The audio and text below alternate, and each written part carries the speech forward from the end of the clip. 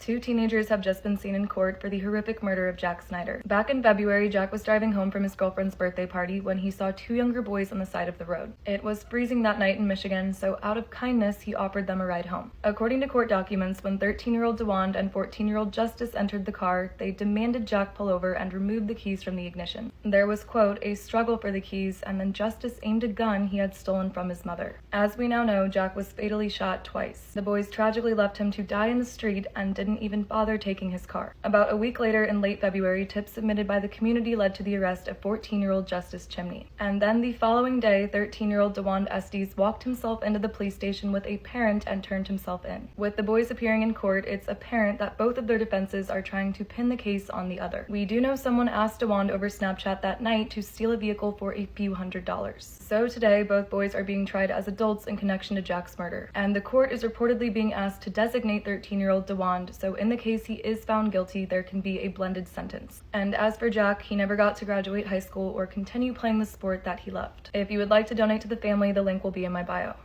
This is what we know about the murder of 21-year-old Lily James. Lily was the water polo coach at a private K-12 school, and last Wednesday night, she didn't return home. Her father was reportedly first to call police concerned, but then around midnight, another sports coach at St. Andrews called too. He reported that there was a body in the gym bathrooms that they needed to investigate. Horribly, when police got to the elite school in Sydney, they found that Lily had been beaten to death with a hammer. They then checked surveillance footage and confirmed that Paul had followed her into the bathroom around 7 p.m. and alone walked out over an hour later. With that, it's been revealed that Paul was actually a former student at the school before being hired as a coach, and that he and Lily, quote, had recently struck up a secret relationship that she ended with him just 2 days before. It's believed that she was returning school equipment to the gym that night when he confronted her. As we know, after tracking the call that Paul made about the body, a second crime scene was established at an ocean cliff known as the Gap. Tragically, it's a spot where people have taken their lives, and while police hoped he would still be there, he wasn't. All that was left was his Lexus, a hammer, and a backpack containing his personal belongings. On Friday morning, despite rough weather conditions, a body was retrieved from the rocks and confirmed to be Paul. Police have since searched his apartment, and while a motive is still unclear, it seems he just couldn't take no for an answer. Today, many students from the school are describing Paul as being weird, creepy, arrogant, and a flirt. And they say he even bragged to them about his 5-week relationship with Miss James. If you would like to donate in Lily's name, the link will be in my bio.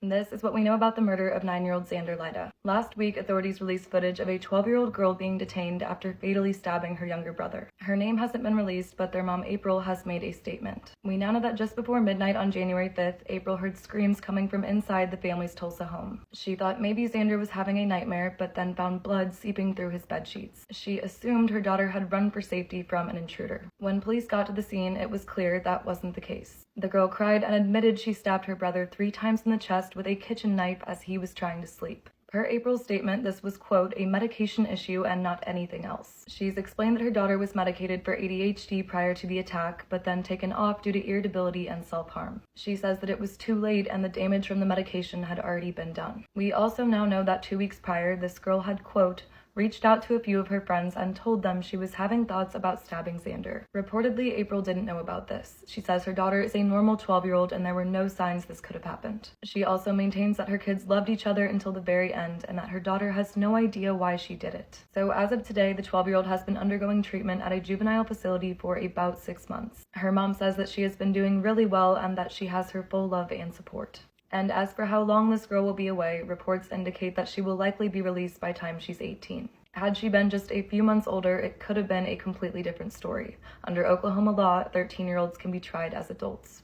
Horrific new details have been revealed in the case of Abby Williams and Libby German. If you've been following, you know the girls were enjoying a day off school when they were killed near Delphi's Monon High Bridge Trail. Richard Allen has since been arrested, with his defense now arguing that the way they were found actually suggests a ritualistic sacrifice. On Monday, they filed a 136-page document, including a step-by-step of what Richard would have to do to commit these crimes between 2:13 and 3:30 p.m. I'm going to be brief, but again, a warning that these details are horrific. According to court documents, the crime scene on Valentine's Day was ghoulish, with what appeared to be the letter F painted in blood on a tree. The girls were, quote, treated differently, but both reportedly suffered wounds to their necks. Abby was dressed in Libby's sweatshirt and jeans, with more clothes found in the nearby river. Aside from that, the defense states that the girls were positioned with branches of varying sizes arranged on their bodies. On Abby, there were sticks mimicking antlers, and another placement included 3 branches that resembled an asterisk. So with all of this information and more, the defense is arguing a lot. That no one could have done this alone, that there is overwhelming evidence tying Odinism to the crime scene, and that several officials believed a cult to be behind the murders. They also named 5 suspects who they say were cleared too quickly, including a man whose son was dating Abby at the time. They note that his social media posts contain runes that actually mimic the crime scene. It is a 136-page document, so there's a lot. But another thing the defense is asking for is a hearing to present evidence to throw out the search warrant at Richard's house. That is where police reportedly found a gun that matched a bullet found at the crime scene. As of today, the prosecution has not responded to any of the defense's claims. As always, if you would like to donate in Abby and Libby's name, go to the Abby and Libby Memorial Park Fund.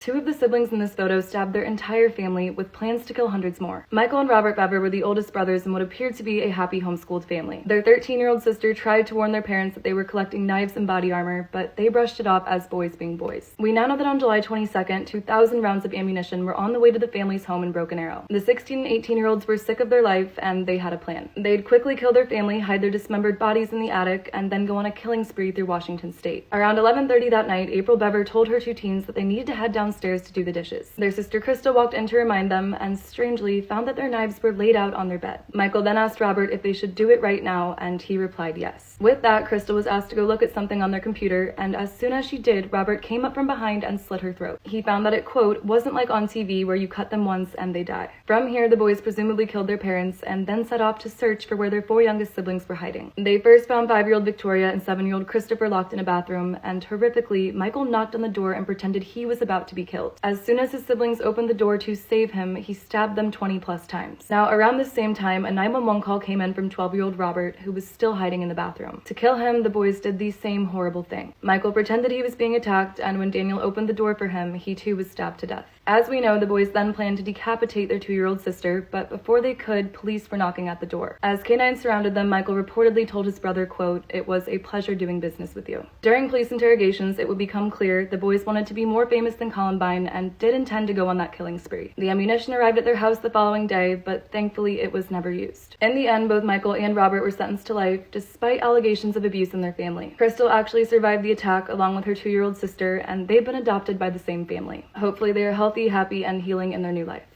Ellen Greenberg's case has just been closed again, with experts calling it a roadmap on how to get away with murder. If you know the case, you know Ellen's fiancé found her on their kitchen floor with a 10-inch knife lodged in her heart. It was concluded that she practically defied science and somehow did all of this to herself. With the second closing of the investigation, we know that on January 26th, Ellen actually should have been teaching. There was a snowstorm that day in Philadelphia, so her first grade class got out early, and she was unexpectedly back at she and her fiancé's apartment. The couple had just sent out the save-the-date invitations for their August wedding 4 days before. As we know, Ellen would make sure her kids got home safe and filled her tank all the way up before returning home to Samuel. They presumably spent all afternoon at their apartment together, or at least up until 4:45 when everything went wrong. Around this time, Samuel says he left to go work out, reportedly returning just 30 minutes later to a locked door. He would text Ellen several times to open it, but with no response or help from security, he eventually broke it down himself. Just inside, Samuel would tragically find his fiancée slumped over their kitchen cabinets. He first suggested to a 911 operator that she may have slipped or fell, somehow not realizing until 2.5 minutes in that there was that knife sticking out of her chest. At Ellen's funeral 2 days later, her father would publicly reveal that the medical examiner had ruled her death a homicide. This obviously became a problem for police because with Samuel's cooperation, they had treated the scene as though she took her life. As in, the kitchen was fully cleaned and his family had taken her electronics before they could even come back with a search warrant. Now, from here, conveniently, authorities announced that they were, quote, going to look into Ellen's ongoing mental issues. The extent of that was anxiety, but regardless, they held a meeting with the medical examiner's office and the homicide ruling was overturned. Since Ellen's death, expert after expert has testified that her physically and physiologically not being able to do this to herself is just the beginning. Reportedly, there were also post-mortem wounds, signs of strangulation, and the knife was found gripped in her non-dominant hand. There were also blood spatters in the wrong directions, changing stories, and the simple fact that only 1 to 3% of people take their life in this manner. Last month, in a 2-to-1 ruling, the state announced that they have no choice but to uphold the conclusion that Ellen took her life. They've denied Sam's involvement, who is now married with kids, and has never given a public interview. Again, it's being called the perfect crime. This father had 3 weeks to escape after killing his family, and no one knows where he is. The DuPont de Leon's kids grew up with wealth and religious status, but completely unaware of their family's secrets. It was April 11th when a neighbor of theirs in Nantes finally noticed something off about their home. Xavier and his family's blinds were closed, but they were always open, so after a few more days without seeing anyone, they contacted police. As we know, 5 welfare checks were conducted between the 13th and the 19th, with authorities walking through to really find nothing out of place. But as the week went on, their relatives began receiving these letters, claiming that they had all moved to the US to work for the DEA and witness protection. Xavier wrote that they'd given their 2 labs to a friend and demanded secrecy about all of it, buying him even more time. Now, likely according to his plan, it wasn't until a 6th welfare check on the 21st when an officer discovered a hidden board under the back deck. She pulled it back and horribly found Agnes, the kids, and the dogs buried in 2 separate graves. They had been dead for weeks, and of course, their quote, noble father was missing. Now from here, autopsies would report that everyone was shot in their sleep on April 3rd, except for Xavier's oldest son, Thomas. He was actually shot 2 days later after coming home from his college, and seemingly with hesitation. As investigators began to work out why this was the case, and where Xavier even was, they found that he spent an entire week at the house after the murders. He put all this time into cleaning the scene and preparing his escape, but it was so strange because when he did finally run on the 10th, he didn't even try to hide. He went to lunches, used his credit cards, and looked directly into security cameras, as if he wanted investigators to eventually follow him on this exact route. As investigators would learn, Xavier continued to travel through the 14th, with still no one knowing what happened to his family. And then, that night, so about 7 days before the bodies were found, he parked his car at this hotel 10 hours away. He looked into the parking lot camera one last time, and then disappeared into the mountains. Again, it was like he wanted investigators to think he took his life. Now, by time police did catch up to this hotel after the murders, they had found that Xavier wasn't living the life that everyone believed. He did have this French noble history, but really, he spent most of his money trying to move his family to Florida in the early 2000s. And the idea is that he was running out of time before everyone found out, so he destroyed his family lineage. And he hesitated to kill Thomas because he was the heir to their name. As we know, police conducted one of the most extensive searches ever to find Xavier, but they never did. The reality is that too may have been a part of his plan, to deceive everyone into searching there and buy even more time. Today, many suspect that Xavier may have gotten on a cargo ship, hitchhiked the highway to Italy, or taken a train to Croatia to start a new life. He has obviously never been found, so let me know what you think. Did he manage to get away with it? However, coined the phrase, "You can't make this stuff up," might have known the story of real-life boogeyman, Albert Fish. A slight, elderly man with grey hair, no one suspected the kindly single father of being sadistic child murderer and cannibal.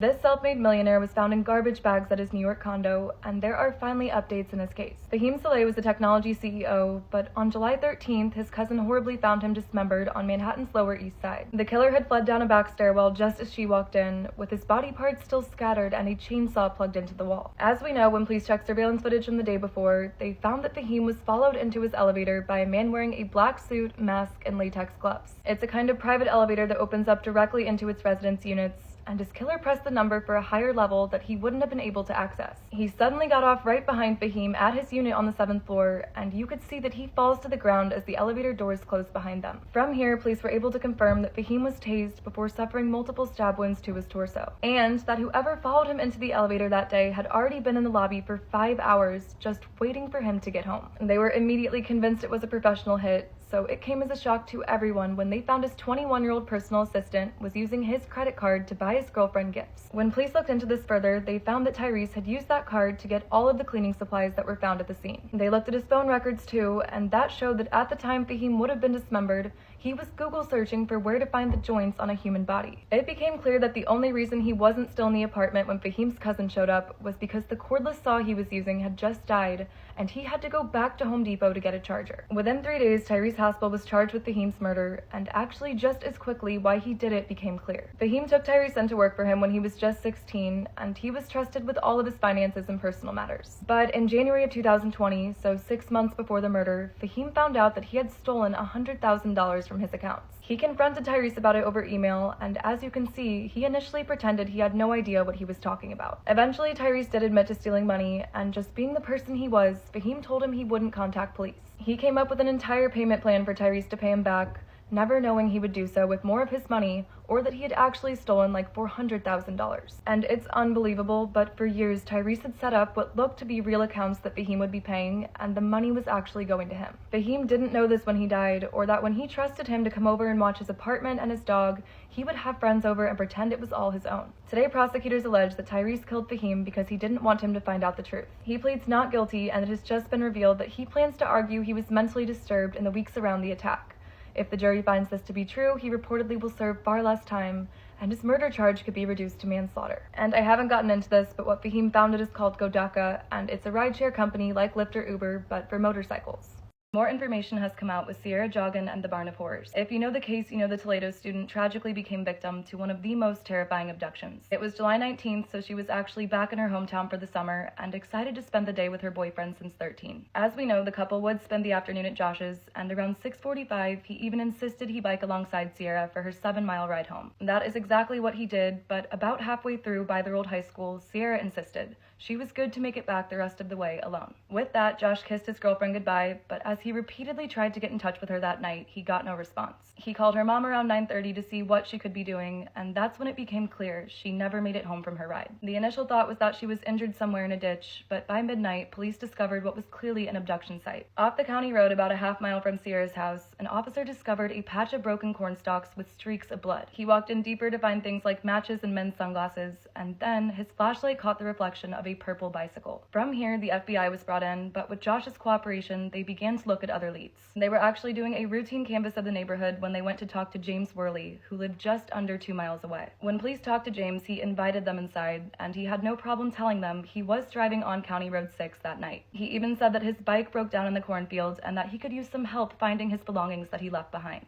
With that, police executed a search warrant on James's property, and they found recent tire impressions leading up to the north barn. When they went inside, they, quote, found a torture chamber hidden behind hay bales. There was also a carpet-lined freezer buried into the ground, along with diapers, bondage restraints, latex gloves, duct tape, handcuffs, pepper spray, and a ski mask. Now, the next day, so 3 days after Sierra went missing, police tragically discovered yet another disturbance in a nearby cornfield. Again, they went closer, but this time they smelled decomposition. Sierra was found in ways and in clothing I won't describe, but an autopsy did rule that she suffocated in that barn on a rubber cone-shaped dog toy. With DNA evidence, James was finally arrested, and prosecutors argued that he first struck Sierra with his motorcycle helmet as she biked home. They specifically say that he then handcuffed her, dragged her into the cornfield, and left her there before riding back to his house. He reportedly returned in his pickup truck and took her back to his barn, where he dressed her and, quote, shoved a rubber dog toy into her mouth and tied it in place, causing her death by suffocation. At James's trial, it was revealed that he actually already served prison time in 1990 for abducting yet another woman riding her bike through the cornfields. He has since been convicted of Sierra's murder, and his execution date is scheduled for May 20th, 2025.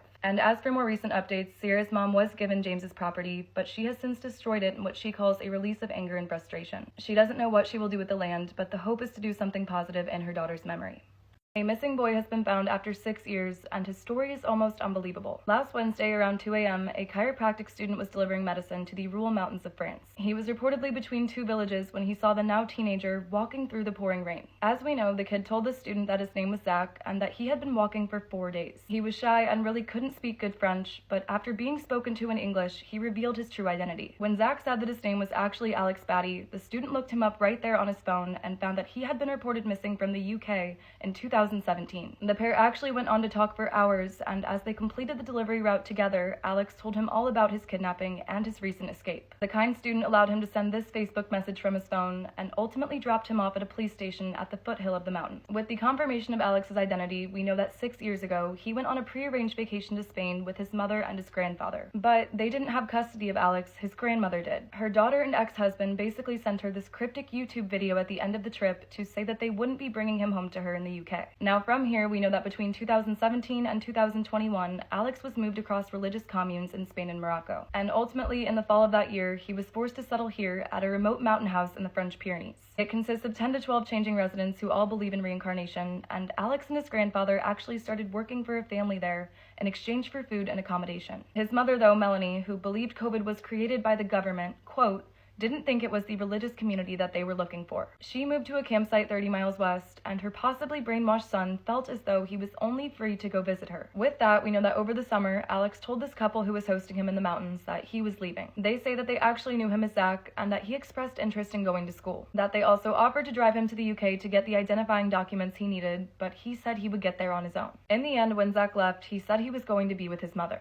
But he's told police that when he got to her, she told him she wanted to move them to Finland to see the northern lights. So he finally walked away and kept walking for 4 days straight. Today, a manhunt is underway for Melanie Batty, but police believe that she may not have actually gone to Finland. And as for the grandfather, Alex told police that he died 6 months ago, so that was initially reported as fact. But now, neighbors from the French commune say that he is very much alive, and they saw him mowing his lawn 10 days ago. Authorities have since admitted that there's no death certificate, and they really don't know. So knowing that, there are reports that Alex may be protecting his grandfather. There aren't reports of him protecting his mother, but we do know he told the student that while his mom is a little crazy, he holds no animosity against her and just misses his loved ones. As of Friday, and 6 years after what should have been a 2-week vacation, Alex has finally returned to his loved ones in the UK. Reporters have already seen him out shopping, and he said he was glad to be home for Christmas.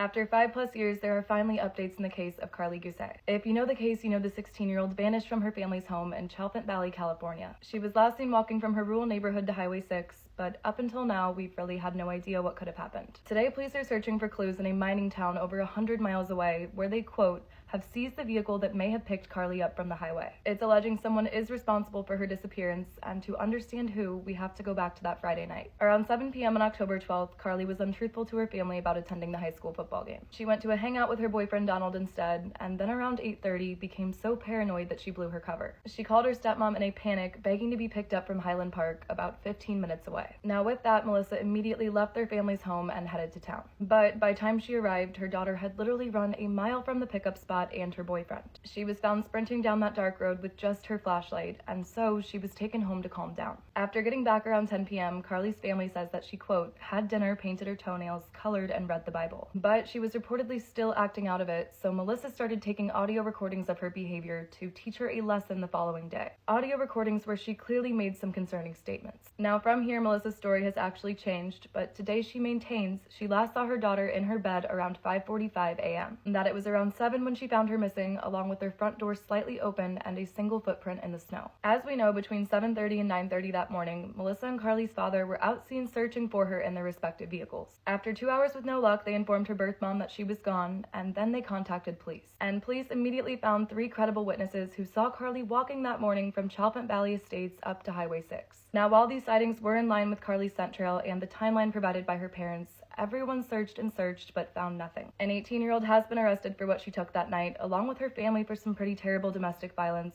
but no leads directly associated with her case, or at least up until now. As I mentioned, police are currently searching through the town of Tonopah, Nevada, which is actually one of the first exits off Highway 6 where Carly was last seen. They've received a tip from someone there making amends in a recovery program, and reportedly this person, quote, saw an incident with her in town and can't live with knowing what happened. Police haven't revealed details about the incident, but they have, quote, been provided with the make, model, and location of the car that brought Carly into the area.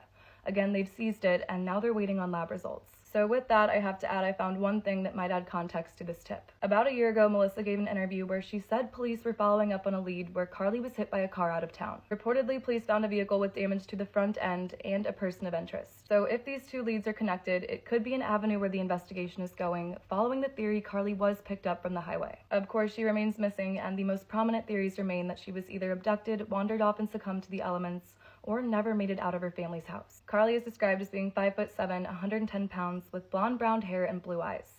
Anyone with information is asked to contact the number above. Sometimes truth is stranger than fiction. The case of Richard Trenton Chase is a story which even the most depraved horror writer would struggle to create. Over the course of 4 weeks spanning across 1977 and 1978, Richard Chase took the lives of 6 innocent victims in Sacramento, California.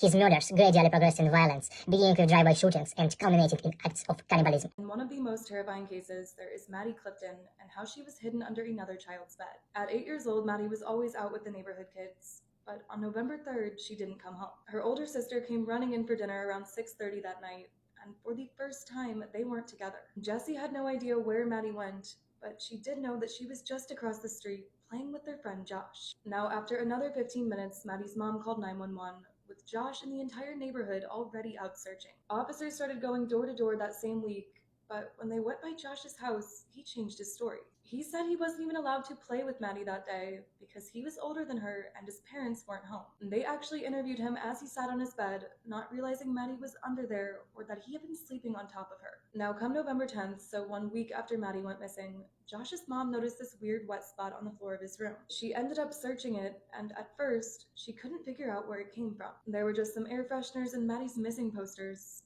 but then her eyes caught something just below his bed. To her horror, it appeared to be a pair of human feet. With that, Josh's mom ran out of the house and straight for the agents that were posted outside of Maddie's. She immediately told them what she found, and then an officer came back with her and confirmed. There was Maddie, shoved into the bed frame of Josh's waterbed. She was still gripping the frame, with her throat cut, bat wounds to the head, and stab wounds to the chest. Tragically, a coroner would rule that she suffered 3 separate attacks, and that it was not quick or painless. Now that afternoon, the news broke, and really no one could believe it. Josh was arrested at his middle school, and to say the least, he had quite the story. According to him, he was again home alone that day when Maddie came over and asked if he wanted to play baseball. He said that's exactly what they did in his backyard, but at some point, she got hit with the ball near her left eye and started crying. He reportedly brought her up to his room to calm her down, but then he started freaking out because she was bleeding and she wasn't supposed to be there. From here, Joshua said he hit Maddie 3 times over the head to stop her crying. He again didn't want to get in trouble, so he, quote, pried off the side of his waterbed and pushed her underneath. His dad then actually did come home from work, and he reportedly realized that he could still hear her making sounds from their living room. So he went back in, pulled her out, and stabbed her 7 to 9 times in the chest. Now the thing is, according to Maddie's autopsy, her eye was never hit with a baseball. And when police looked at Josh's computer, they found that he'd been watching violent and explicit material just before and after all of this took place. They also found a photo of Maddie's older sister in his room that he would have had to have stolen from their family's home. Later that year, Joshua was taken to trial as an adult, and while the prosecution argued he planned this, the defense said he really did panic and was just scared of his father. He was ultimately sentenced to life without parole, but then in 2012, that was deemed as unconstitutional for minors. In 2017, he was resentenced, and it was actually upheld, despite those who initially convicted him saying that they wouldn't sentence a 14-year-old like that today. He has really never publicly spoken about what he did to Maddie.